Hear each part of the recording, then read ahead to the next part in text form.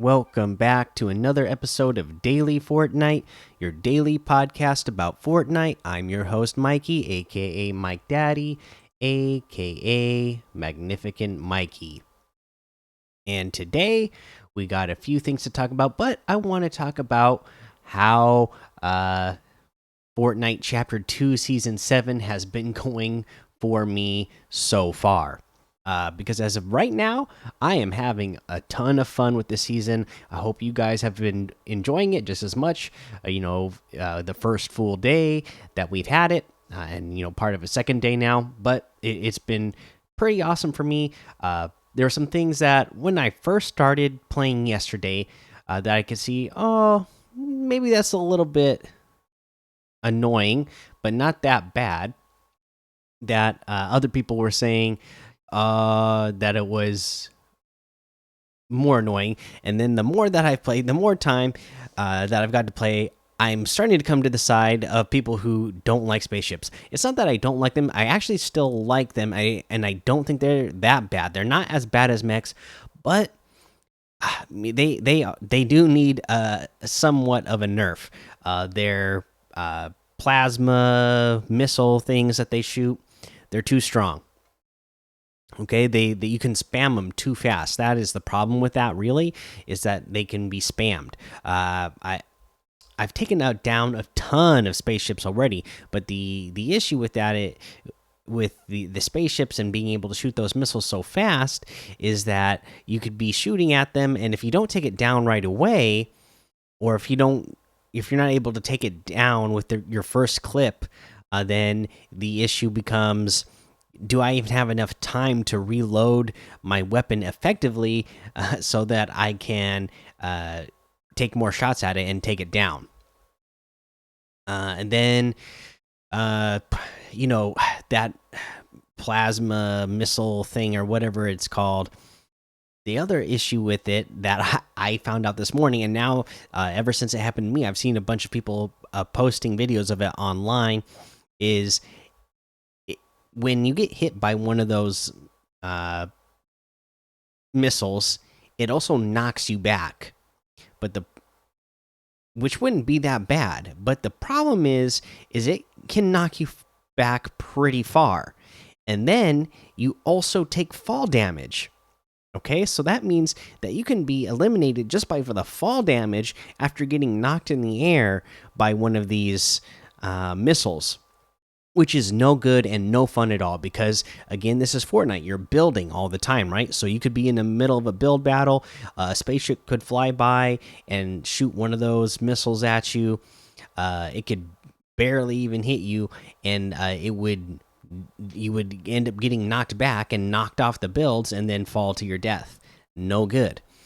You could be, again, Fortnite, a great way to have advantage is just to have the high ground on people. So if you happen to be on a mountainside or just somewhere, by a cliff, or on you're on a building, and one of these things hits you and knocks you off, and you take fall damage and die that way, again, no good. I mean, because you could be the missiles don't actually hit for that hard. They don't do that much damage, but if they're gonna knock you off and eliminate you that way, then yeah, that's no fun at all. Because I don't want to be knocked off by some weak missile when I'm in the middle of a build battle, or if I'm on top of a building, or if I just happen to be next to a cliff.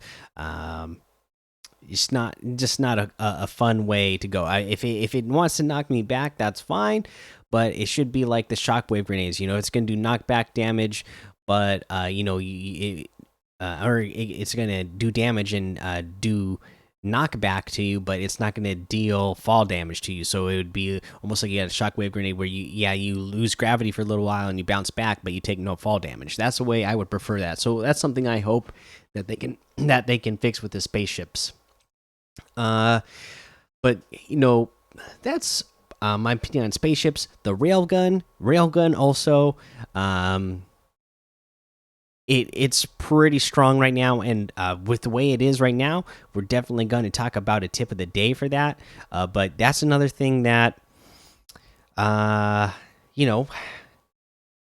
could we see this potentially get nerfed as well? Because right now, not only does it take down a build, so if you have a wood or a brick or a metal wall, not only is it going to break that, but it's actually going to shoot through one layer of those as well.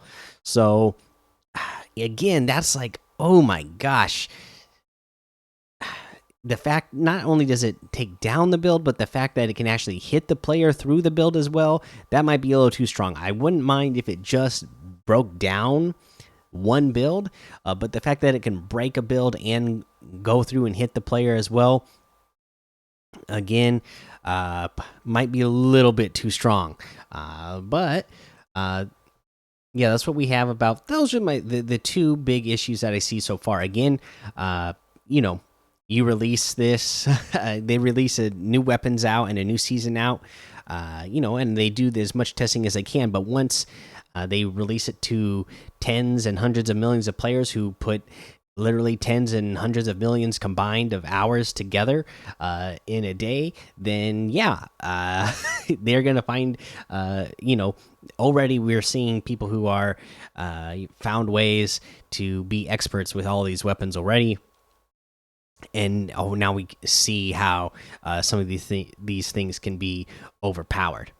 But still, I am really enjoying this season. So you know, don't let those couple of things deter you. Other than that, it's a great time. Just a couple of things that I hope they get tweaked. You know, in the next week or two. Let's see here. Some news that we have today. We can go ahead and read this blog post that they have for Kane and Roos, Football Stars Premier and Icon Series. The Icon Series kicks into full gear this summer with two of football's finest, England national team captain Harry Kane and two-time German Player of the Year Marco Roos, joining a new squad, the Icon Series. On June 11th at 8 p.m. Eastern, both players' likenesses will be available as separate outfits or together in the Kane and Roos bundle. Harry Kane's outfit with Hurricane emote and back bling, and Marco Roos's outfit with Marcino emote and back bling. Fortnite UEFA Euro 2020 Cup. After some friendly competition to start Chapter 2 Season 7, the real competition heats up with the Fortnite UEFA Euro 2020 Cup starting June 16th, 2021. Compete for the opportunity to earn prize money as well as in-game cosmetic rewards. The Fortnite UEFA Euro 2020 Cup will span 2 days with one round each day. Round 1 will be open to all eligible players as further described in the Fortnite UEFA Euro 2020 Cup official rules. The top performing players from round 1 will advance to round 2. You can see the breakdown per region below. Europe, NA East, NA West, Brazil. The top 1,000 players from each region will advance from round 1 to round 2. In Middle East, Asia, and Oceania, top 500 players from each region will advance from round 1 to round 2. At the conclusion of round 2, the top performing players in each region will earn a share of the $50,000 prize pool. Additionally, all players who earn at least 10 points will receive the Winner's Cup emoticon, and all players who earn at least 20 points will receive the Kick It spray.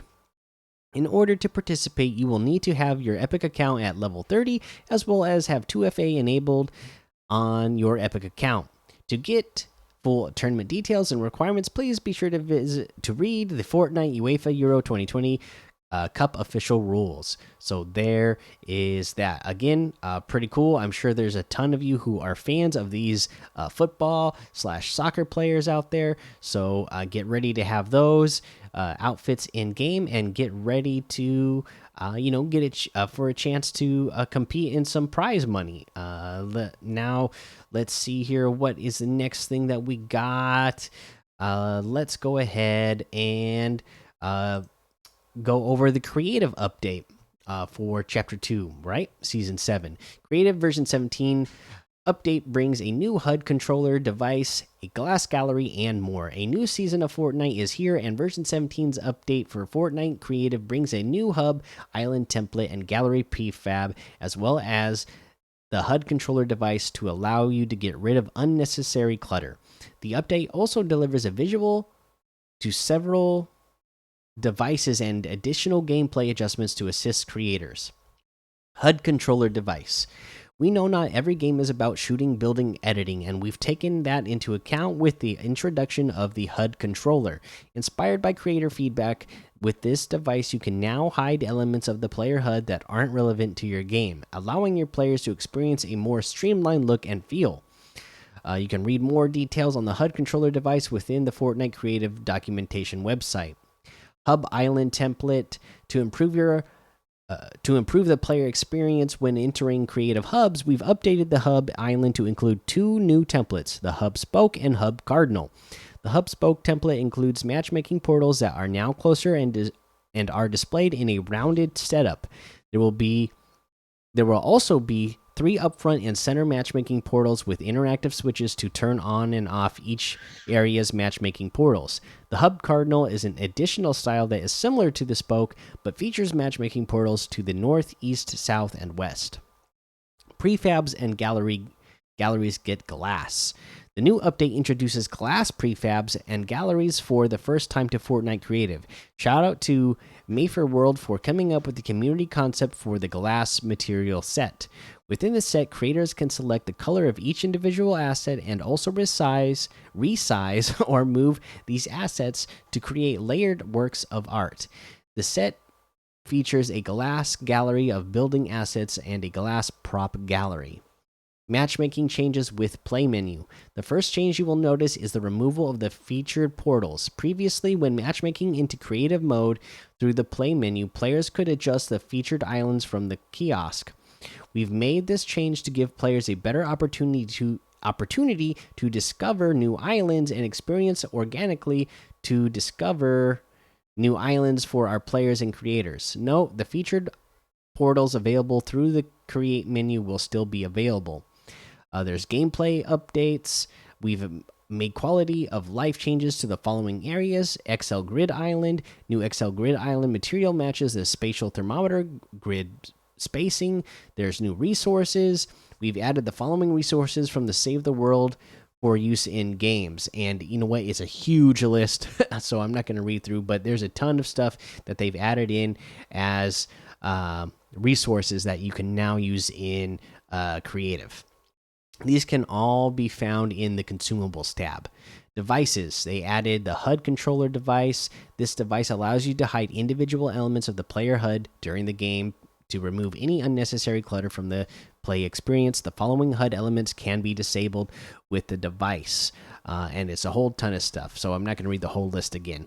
Added a new option to the trick tile device. They added new option to the sequencer device. They added class restriction settings to the following devices: player spawn pad, player checkpoint pad, teleporter, conditional button, and they added functionality to the vending machine. All 3 items added to the vending machine can now have their resource costs set separately in wood, stone, metal, or gold. They have device visual updates. We've updated visuals and added a glossy effect on the following devices: player health device, save point device, race manager device, and the race checkpoint device. They have a gameplay fixes, island fixes, UI fixes, and tools fixes as well. And there you go. That is the update for creative in Chapter 2, Season 7. And again, I'm always loving what they're doing with creative, adding so much stuff and just continuing to make that better and better. Let's see here. Let's go ahead and take a look at the LTMs today. We have Team Rumble. Let's see here. And then for the community highlights, we have Sunrise City, Horde Survival, Zone Wars Purgatory, Red versus Blue Rumble, and Battle Lab. We can go ahead and talk about challenge tips, okay? I think we just went over the list yesterday, right? I didn't actually go over how to get any of these challenges done. So the first one that you're going to have is to converse with Sunny, Abstract, Dreamflower, Riot, or Bush Ranger, okay? And when you get this challenge, all of those characters will have one of those. They'll have little exclamation points on them on the map, so you'll be able to see exactly where they are. So you don't have to worry about trying to search for exactly where they're going to be, because the game is just going to tell you where they are, which they're making it nice. They're making it a little bit easier in that way, right? To just make the challenge easier just by giving you the details. But we can go ahead and give you where they are exactly. There's a couple different places you can go. If I can get mine to pull up for me. Well, I know that Bush Ranger is just a little bit west of what is that? Risky Reels. We have Riot is over by the whatchamacallit, the bridge east of Misty Meadows. Now, again, you really need to be careful when trying to interact with Riot, because when you go interact with Riot, you will end up being attacked by Riot. He's not a friendly character that you can just go up to and talk to, because he will attack. I found that out the hard way and was eliminated by the character when I tried going to talk to Riot. You can also go talk to Sunny, and I want to say Sunny. I'm trying to remember exactly just where Sunny was. I know Sunny is. I think it's the house that is east of Holly Hedges. That you can go to, or no, Sunny is the one that is at. Is at Believer Beach. Okay, so Sunny's at Believer Beach. The house that is by the lake, that's east of Holly Hedges, that one is the Dreamflower character. And there's one I'm missing. One.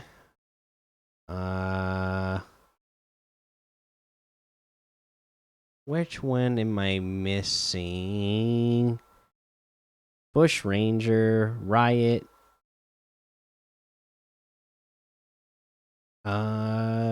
And then, oh no, the one I just talked about, sorry, was there is a character there, but that one is abstract, and Dreamflower is the one that is over by Corny Complex. Okay, so there you go. You know where they all are now. I don't know if it really mattered which one is which. You just got to go talk to those characters, and you got to talk to, I believe it's just 3 of them, if I remember right. So go do that challenge. Pretty easy. You're just talking to the characters. But let's go ahead and move on over to the item shop now and see what's in the item shop today. We have, all the DC bundles are still here. We have the Moisty Merman outfit back in here with the Mertank backbling for 2,000 V-Bucks. Haven't seen this in a long time. This is way back in season 4. 2,000 V-Bucks for that. No Sweat emote for 500. We got the Commando outfit for 800. That's a great one. The Electro Swing emote for 500. The Rock Out emote for 800. The Brush Your Shoulders emote for 200. We get the Anthea outfit with the Steel Feather Shield backbling for 1,500. The Moro outfit with the Vanquisher's Oath backbling and Destiny's Edge harvesting tool for 1,800. The Hunting Song harvesting tool for 800. The Dawn's Promise glider for 800. The Illustrated wrap for 300. The Gia outfit with the Tuscan Tooth backbling and Crossbite Tooth Axes harvesting tool for 1,600. The Toy Trooper outfit for 800. The Plastic Patroller outfit for 800. The Toy Soldiers wraps, that's the green toy, gray toy, and red plastic wraps, all for 400. We get the Toon Meowscles bundle back in here. Toon Meowscles, Tuna Can backbling, 10 tool 10-ton Toon Bells harvesting tool, the drop in music, fantastic cat loading screen, and the squash and stretch emote for 2,400. You can get the Toon Meowscles outfit with the tuna can back bling, squash and stretch emote for 1,400. The 10-ton Toon Bells harvesting tool is 800. The drop in music is 200. So you can get any and all of these items using code Mikey, MMMIKIE, in the item shop, and some of the proceeds will go to help support the show. Now let's go ahead and get into our tip of the day. So we talked about it. We got some new high-tech weapons, right? And one of the big weapons obviously is the recon scanner. Okay, you have the recon scanner and a railgun. Oh my gosh, combine these things together and it is going to do wonders, right? Because you're gonna not just be shooting at somebody's build, trying to guess where is that player standing exactly, so that I can shoot this railgun through their wall and hit them. You will know exactly where they are because you will see the diamond above their head and you will see their silhouette. So you'll just be able to line up your railgun exactly where you need to every time and just dominate them. And then another great thing that you can do with the railgun, again, like we mentioned, you know, the focus this year on for FNCS is trios. Okay, so imagine having 3 railguns on your team. And if you corner one player and you all focus on the one player in a single box, wow, that player is dead in no time. You know, we used to have the heavy sniper rifle where, again, the heavy sniper rifle looks like a big improvement compared to the railgun right now, because the heavy sniper rifle could not shoot through the wall. It would break a build in a single hit, but it would not break a build and hit the player at the same time. So before, with the heavy sniper rifle, if you had a team, one player could shoot the wall and the other player would shoot just a split second later, so that that player's bullet would then hit the player inside before they were able to build another wall. Now you can just have even if you're playing just a duos, you can have 2 players dominate somebody in a box. Or imagine if you had a full squad of rail guns and you had 4 people and they all focused on a box, that player is dead without even a chance to fight back. You know, if you're going against this and you know the other player has a railgun, maybe they took a shot and they missed. If you are boxed up, you have to put a ramp between you and the wall in front of you. That way, when the player is shooting, they won't just blast you as well when they're shooting at your box. You're going to need to put that wall in front of you. Put a ramp in front of you. That way, there is that extra layer there that the railgun won't come in and hit you. So please do that right now until they nerf the railgun a little bit, just by at least making it so that it doesn't hit through the walls. Or if they keep it that way the whole season, keep that in mind as well, that you will need to have a ramp between you and the wall as well. That way, you don't get hit by the railgun even when you're boxed up. All right, that's going to be the episode for today. Make sure you go join the daily Fortnite Discord and hang out with us. Follow me over on Twitch, Twitter, and YouTube. Head over to Apple Podcasts, leave a 5-star rating and a written review for a shout out on the show. Make sure you subscribe so you don't miss an episode. And until next time, have fun, be safe, and don't get lost in the storm.